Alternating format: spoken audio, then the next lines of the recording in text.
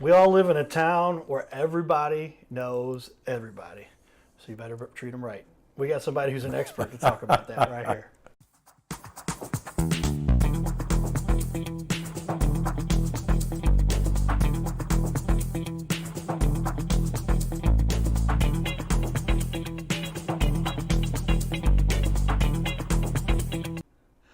Welcome everyone to Your Little Castle Show. This is going to be a great little chat because how often is it you feel like you got one of your buddies sitting in the studio with you. Mark and I, we traced it back. Dulce. Yes. If you go out in St. Louis, there's a crowd. Everybody kind of knows everybody. And I guess you were one of the owners of that. Yeah, back in the day. Yeah. Dulce, We did. One of the number one clubs. I was talking with Ryan Howard there. He was kind of a regular. Remember that year in 2006 when the Cardinals won? We had a lot of baseball going on there, so our timing was good. It didn't last long, but that's the club life in St. Louis, that was of the course. Club life in St. Louis. And then we end up at a Blues game a week and a half ago. Yes. And you're like, I know that guy. And I looked at you, I'm like, I know that guy. And finally, at the end of the game, we said hi and reintroduced ourselves. But St. Louis is a great example, like we talk about. 100%. If you be nice to everybody because it's a small town and everybody knows everybody. I always say this. It's a small town in a big town atmosphere. I grew up in a small town in the middle of nowhere in Minnesota, and I think I know as many people here as I did there. So it's awesome. Love it here. Well, I'm back to just get to know people. Be nice. Be professional. But yes. But if you ever take the wrong direction, it will spread in this little town because we all know each other. But you've been very successful in a number of realms. I don't know about that. Mortgage stuff, construction. You love this industry the most because. I totally agree. I mean, we had that conversation. I was in the mortgage business for years.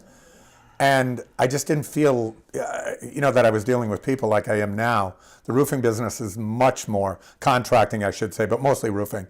You're dealing with customers every single day. The mortgage business, it just got to be, and there were so many changes. You were in the business, Carter. Yeah, I mean, there's a lot that goes into the mortgage space. And yes. I try to break in. Tell me if you break into the industry. And I would say, hey, come on our show. And then I can't make you give me loans because that's a collusion or whatever. But it just seemed like, and everybody was all wrapped up. And then you say, hey, man, I put you on my show. Have you got any business for me? And they're like, oh, I'm sorry, I forgot. I'm like, I run into these guys months later, and these are top guys. I won't name names. But that was a tougher space. But construction. Well, why do you think? And I totally agree with that. My issue that I had in the mortgage business was, for a time there, it seemed like everybody was in the mortgage business. Yeah. Everybody was starting a company, and and I had my company, and we did well. Our niche was probably more subprime back in the day, and I would either get people that didn't need a subprime loan or people that already had a mortgage guy. So and those circles that we ran in. There was a lot of people in the mortgage business. There was a lot of salesmen. We'll just say that. We've got lots of mutual friends. Yeah, tons. From all over the place and used to hang out with us and the club back in the day. But construction. Yeah. You kind of fell into that. What led you there? Why did you decide to go that route? It was kind of funny. You could see that the end was near. In the mortgage business, and everything was changing. And 2008 happened. I should have gotten out. I stayed in way too long. Lost a ton of money, tried to keep my people together, and it just wasn't working. And I remember laying there with my 25-year girlfriend, who I'm still with, and laying there, and we looked at each other, and I said, I don't know what I'm going to do. I said, I nobody's looking for me. Nobody's looking for a guy who owned a mortgage company. I wasn't even an originator, so I didn't know what I was doing. And I had a good friend of mine, Matt, who was in the roofing business, we'd been out at a bar, shockingly. And he said, Mark, you should get in the roofing business. And I looked at him, I said, are you crazy? I'm the last person on earth. First of all, I'm left-handed. My dad says there's no left-handed carpenters. Right. But I said, he goes, no, you wouldn't have to do it. Just, get a sales force together, that sort of thing. And we kind of started it with our mutual friend. And, there was a bunch of us. We drive around in a van and knock on doors, and that's how it started. And here we are today, praying for hail every day. Well, if you're in St. Louis, there's a good chance. Yeah, it's been good. It's been good. And some well-established businesses. Give a shout out to our sponsors, Carroll House Furniture, because you like nice things in your little castle. You might own a little castle that had a new roof put in by M&M. Let's put them up on the screen here. And I'm going to put your website up there. You're doing some updates to the website. Yeah, as we speak. Got lots of work that you've done that we're going to show off to everybody. But the small town that is St. Louis, big small city, biggest town they say in the country. You love what you're doing now. You really get to help. I really do. And like we were talking earlier, cooking cookies for you. Yeah, after today, I've got one of my customers giving me a bunch of food for Thanksgiving, so it's awesome. No, but that's how it is. I mean, I think now it's an easier sell than mortgage. We're always selling benefit. Generally speaking, as we've talked about, it's insurance claims and, people that have damaged properties, and we're going to work with them and work them through the insurance claims. Sometimes it's not an easy situation. People do, and I want to say this, and you and I have had this conversation. I think everybody makes everybody's in the thought process that the insurance companies are against them. And I couldn't disagree with you with anybody that says that. Quite honestly, very seldom do I have a situation where I think the insurance company wronged somebody. I think they're always trying to help. The adjusters are always trying to help. Sometimes there's just not damage. Everybody thinks because everybody's getting a new roof, they should get one. And there's a lot of times we go up on a roof and say, I don't know why, but you don't have damage, and that sort of thing. But I think insurance companies are very fair. And, when they do pay out, then we're going to deal with the insurance company and help them on both sides. I feel like we're working both sides of it. And I get business from insurance companies just like I do from other customers. Well, you're taking an angle there that's unique because a lot of people, their last entity they want to deal with is the insurance companies. But as somebody who's got that professional, I just like your perspective on that is, hey, positive. We're all together. We're one little planet where we got to learn to get along. And these insurance guys, they've got families, they've got kids too, and let's just do the job that's right. They're hustling out there to get the job done because there's only so many hours in the day. But that's why they bring an expert in. You're 100% right. I always say that. People, I'll tell my customer will be like, "Well, I'm ready. My adjuster's coming, and I'm ready for a fight." I'm like, "It's not going to be a fight." I mean, in fact, I always tell anybody that works with us or gives us jobs, don't fight with the insurance adjuster. Even if he might be having a bad day, he might have family issues, he might have this and that. And generally, sometimes they just want to be left alone. I've had insurance adjusters say, listen, I know how to do my job. Let me go up on the roof and take care of it. And okay, no problem. And 95% of the time, they see the same things that we see. And the roof gets bought by insurance. But sometimes I've had adjusters say, listen, I didn't see it. You might want to ask for a readjust and have somebody else come back out and take a look. And I'll say, listen, you're just doing your job.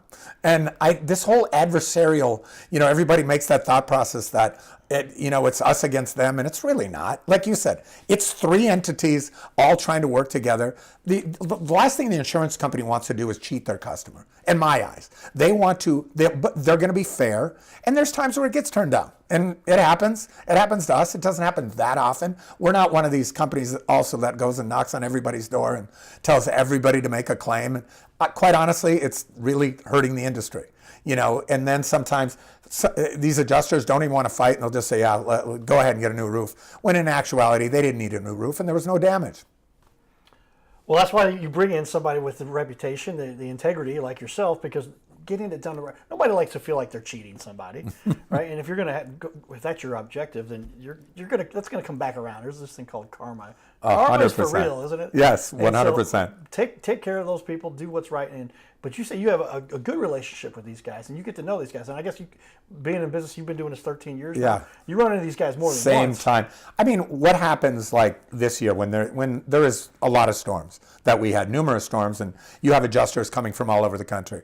First of all, those guys are coming into a new market, and this is what they have to do for a living, and then to have some roofer screaming and hollering at them and telling them that always kills me. You'll have a guy that works for a roofing company that's worked in the business for 60 days because he was a storm chaser and somebody told him he could make money, versus an adjuster who's probably been doing this for 30 years and that's what he does for a living. But this roofer is going to tell this adjuster that he knows more than him. It's so ridiculous.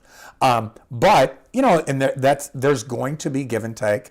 But yeah, for the most part, everybody uses, I don't think there's that much difference between, and I probably shouldn't say this, from roofing company to roofing company. We all kind of use the same people. We all build, the same, we use pretty much similar products, whether somebody uses GAF or Atlas, which I'm a big Atlas guy, or whatever, Certainteed, or, whatever company they use, the products are very similar. We pretty much everybody's using synthetic felt now, everybody's using starter, everybody, all the things. When I first started this, not everybody was doing that. Now, I think at least we do. Right. The goal is not to get that roof and be done with it. The goal is to create a relationship with that customer. I mean, we've been doing this. This is our 12th year or 13th year. I've had numerous customers that we've done numerous times. They've been hit numerous times. But what happens is, as long as we're there, now they have a roofing guy. Like we said before, everybody had a mortgage guy. Not a lot of people have a roofing guy, and they say, well, man, I better call Mark and get his guys out there. Yeah, my niece got hit by this storm. That's how we've made a living, off of that. Like I say, we don't do a lot of advertising. I try to talk to people at hockey games and that sort of thing, but that only goes so far. Right. Well, you're touching on all the key factors we like to emphasize, and that is do it right, take care of your community, be upfront. Don't try to get away with something, because that always comes back. And where there's something there could be a little extra profit made, it's going to bite you in the long run. Well, and it's guys like you, Carter, that make that happen. Being such an advocate for small business, I knew that when we were talking the other day. Just what you do is such a good service, because people see this. You have that air of legitimacy already. People don't know me from Adam. Now all of a sudden I did a roof for their mom or whatever the case is. All of a sudden now I can show them, hey, I'm friends with Carter. Now I'm really good. Well, so I like to be the advocate. My mom really enjoys what I'm doing now, because she sees, and nothing against the big guys, they've got their place, and there's a big function there. And a lot of this, when I worked for Anheuser-Busch, there were tons of small businesses that worked for AB. And so they provide a lot of the resources and the work there. But when you're getting a house done or a big project for where you live, where you reside, you want to deal with somebody that you can trust, and somebody that you can build a relationship. I like what you said. This is about building relationships, not 100%. Just about making roof sales. Well, and that's the local part of this. The only thing that I always tell people, people will say, well, somebody came in cheaper than me. And I said, you know what, then you should use them. I said, it's your money and I get it. Having said that, do a little bit of a background check. Right. Make sure that they're from St. Louis is all I'm going to say. We've traveled a little bit in our day doing that. I don't like doing it. And I know my service after sell, when we went down to Mississippi, is not the same as it is in St. Louis, because we're not physically there. Right. And here, it's the same thing. There's a ton of really, really good roofing companies, very legitimate, that use great products. Use them is all I'm going to say. If I hear some name that I haven't heard of, and then I look them up, and I'm not one to badmouth anybody. Listen, there's money to be made. There's service to be made for everybody. But sometimes you have to at least do a little bit of due diligence. If somebody knocked on your door, you've never heard of them, and you look outside and they've got Oklahoma plates, chances are they're not from St. Louis. They're not just visiting. We had a guest on house garages. Brain freezing. These guys are great. But he said the warranty is as good as, you got to watch out for these guys. They call it the taillight warranty. 100%. And how you can't see it any longer. If you see that Mississippi plate, yeah, or a different out-of-state plate. Well, and what they'll do in their defense, and there is good companies that do that too. So they'll try to hire guys to do service for them. While they're back in Texas, working in Texas and Oklahoma, and I get that, but it's not the same. And listen, another thing, if a roofing company tells you they've never had a leak, they are a liar. Because it does happen. The thing that scares me, if we do a roof, and like today, we're building a roof today, it's windy and it scares me, because you never know what's going to happen. But having said that, if that person has a leak, I will guarantee you I will be there that day. If I'm not there that day, we'll be there the next day and make sure it's right. Because, and I've had customers that we've had leaks, that we've had problems with, that I still get referrals from all the time, because they know we're going to show up. I've heard that quote from, I think I got this one from Brooke Dubman. Shout out Carol House yeah. again. And I've met Brooke. Your best customers end up being the people who've had a problem, because you took care of the issue and you went back. And now they say, hey, now when I know, because like you said, there's nobody with a 100% hit rate. No. They never make a mistake. They never have a problem. But when they had a problem, did the problem get taken care of? 100%. I mean, and that kind of thing, like I said, the moving parts in construction It's so crazy. You know, and you've been in the mortgage business. In the mortgage business, you really didn't have that many moving parts. It was like, okay, it had to fit into this program. If it fit in, you put it through. You knew it was going to get approved. You could run it through the system, and you got an approval. With what we do, there's always something. You know, I don't know if my guy who's building for me that day got in a car accident, or, you know, there's 50 different things going on that you're like, and it can happen, and it does happen. But we make sure a lot of, like, what's the old thing? You're like a duck on a pond. You got to look like everything's going well when down below you're really going. That little way to make sure and get through. And that's so true, man. It's just so much that goes on. And especially, that's where you're a good point, because the mortgage stuff, great. I'm still associated with the mortgage company. Yeah. They do a great job. My buddy Jason, get a hold of me and we'll hook you up. But it's pretty cut and dry. But when you're doing somebody's house, the variables are limitless, because you've got rooms and 100% walls and electrical work and plumbing and everything. You got to. Well, and all of a sudden you take off the roof and you didn't realize that, oh my God, now I've got bad sheathing. The plywood is bad. So now we got to change out that, and then you have to make the decision on how much plywood. You know, is this one good, or is it? You know, then you got to go back to the customer. The issue is insurance doesn't pay for plywood for the most part. They will in some instances. Right. So now the customer's got to come out of pocket, which. Our goal is to have the least amount out of pocket. You know, we're selling benefit. All of a sudden, the benefit starts minimized if there's a lot of money coming out of pocket. So it's always entertaining.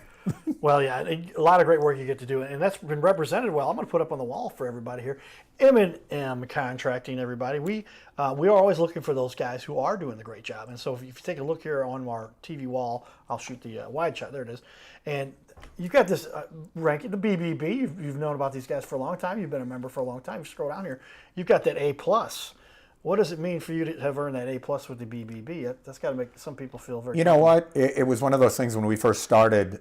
I was like, is there a way I can get an A+ to start? Because I had been an A+ in my mortgage business, and they're like, no, you have to have so many years, and it has to be gained, and you have to be in this location, and you know, you can't just come in. If somebody, I don't know how they do it. There's got to be some way, but we weren't able to. So our first few years we were A, and then I think we've only had, I mean, I'm not going to lie, I think I told you this before, we've had, I think, 3 complaints. 2 of them were outrageously not correct. One of them was our fault, and we 100% fixed it. But that's how you work with the Better Business Bureau. It's another conduit to what we do. I think Menards is a big part of what we do. I think the people that build for us is a big part of what we do. All my salespeople are a big part. So it's everything together. And you know, I'm not here to chill for Menards, but Menards has been as big a part of my success as any. I shouldn't say my success. The company's success as any. I mean, they've just been a wonderful company to deal with. I actually did kind of a commercial for them, so I'm a big deal. And I didn't realize, but yeah, I mean, they're what is this saying? But they save big money. Save big money. They essentially 11% off or whatever, and now that's some margin. Ends tomorrow. But I mean, they're a big entity, and you've built a relationship. Yeah. With them, and they come through for you. Well, it was funny because 2 years ago, I get a call from corporate from Menards, and I'm like, what is this about? And we want to film you in your everyday life, and then going to a job site and all this. And I'm like, what? So, well, they wanted to film, and they did, and they did it to their sharebholders, and I think it's out on the internet. I don't know. I've seen it. Really? And and it was about. So you're a movie star. Yeah, obviously. I mean, you can see that. But they, so it was the relationship between me and their general manager, and. Okay. He and I had become very good friends, and he's a great human being on top of being very good, and that's what it was. It was about when they opened the store was pretty close to the time I opened my business. And being honest, I knew a lot about mortgages. I knew nothing about roofing. So we kind of grew together, and it's the best relationship I have, other than Angie. Right, and I got to meet your significant other at the Blues game not too long ago. And that's a great point you make there. So they make those relationships. We're talking about Angie, but we're talking about in business too, because those are the people that can help guide you when you don't know what you're doing. They do, or they have the resources to get that done. And that's kind of a unique. We've done a lot of shows, and we've never brought that one up. But see, you need to have me on more. I think Mark. I should be a regular. Spontaneous. We're going to keep coming every couple of weeks to talk with us more about what's going on. We're over time for our little break, but we'll share some of the fun community stuff. But we wanted to get through those. I got my first 5 questions there, and we got through those. But stay tuned for more. Here's some fun stuff we're doing in the community. Check it out. Fernando Tatis Jr. Aaron Judge.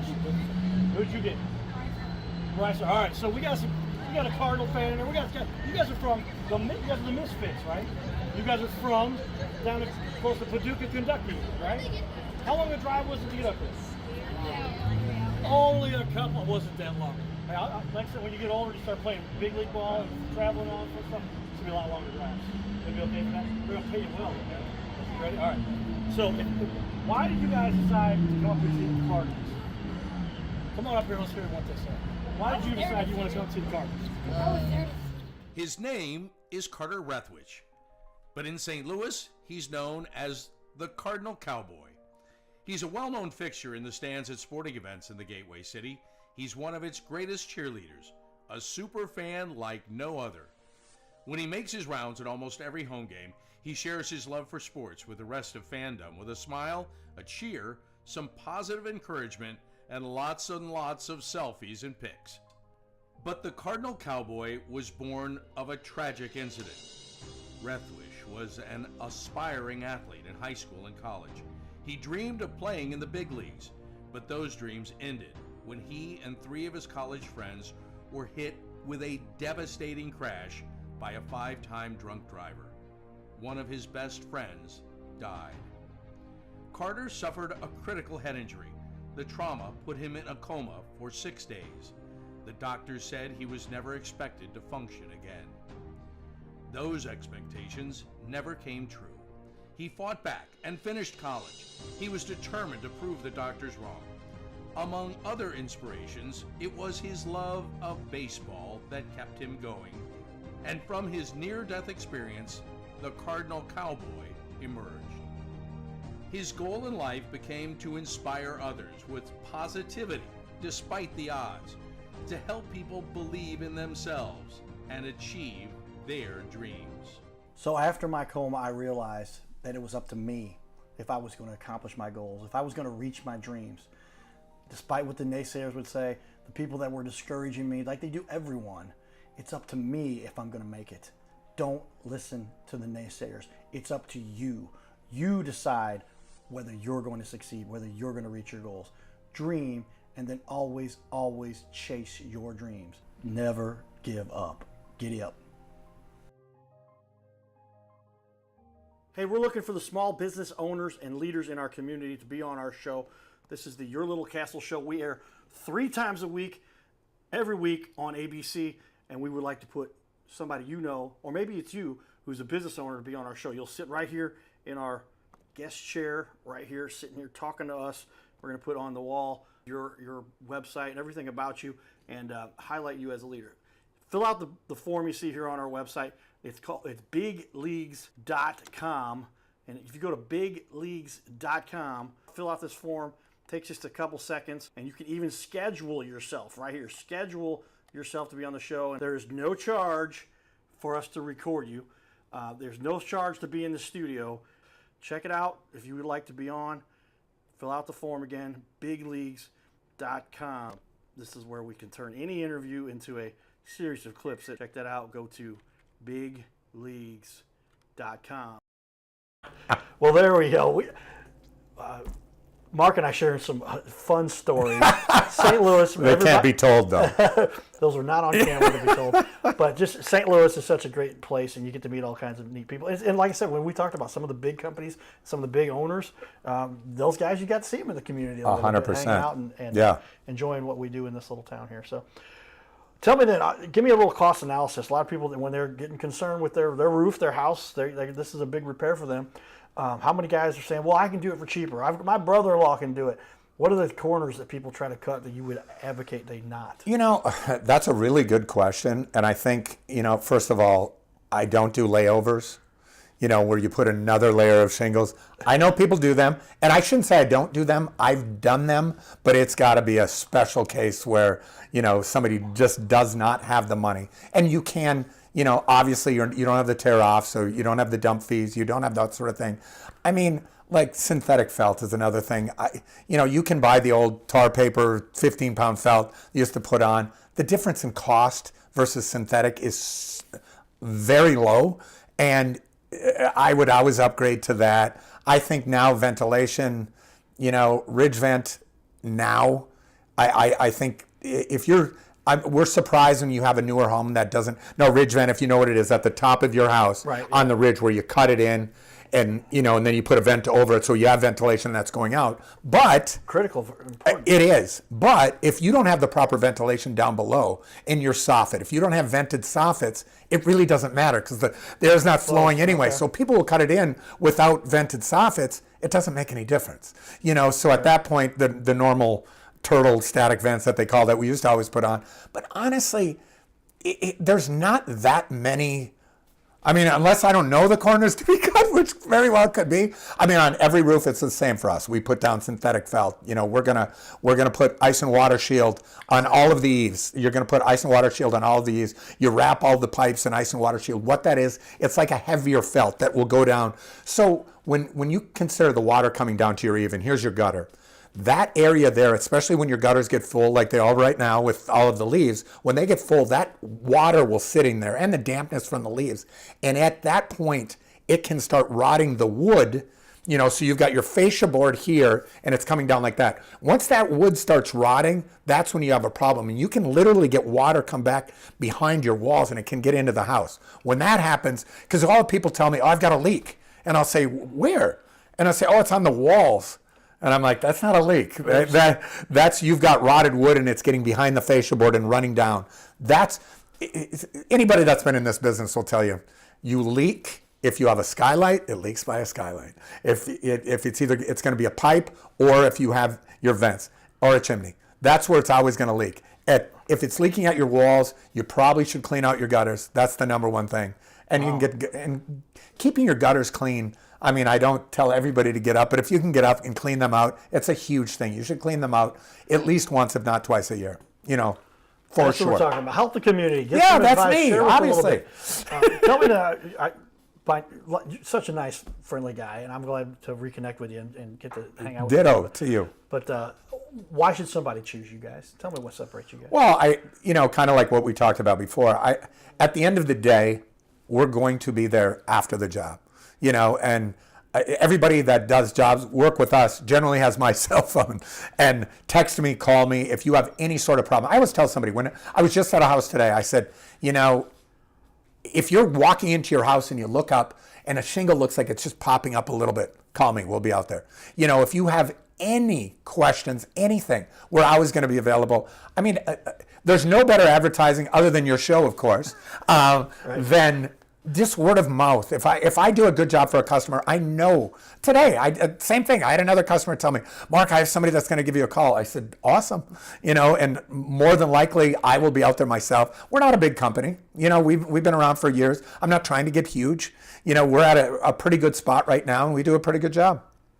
Well, that's what we'd like to emphasize. And get to know the people in your community, get to know the leaders in the community that are taking a little time to do a little extra and just make small businesses, I believe, provide a big advantage. Well, that's you, though. You're the one that's doing that, not me. Well, and I like what you said there with regard to word of mouth. And all I'm trying to do is really be an extension of word of mouth and say, here's somebody you should pay attention to. Get a hold of Mark, M&M Contracting. We care about our customers. MNMcontracting.net. Stay tuned. We're going to have Mark stick around for another half hour. Maybe we'll talk a little baseball. This guy knows his baseball. I'm in. I'm in. He's got some insight there, too. I love the cards. Great information. Giddy up, everybody. Giddy up.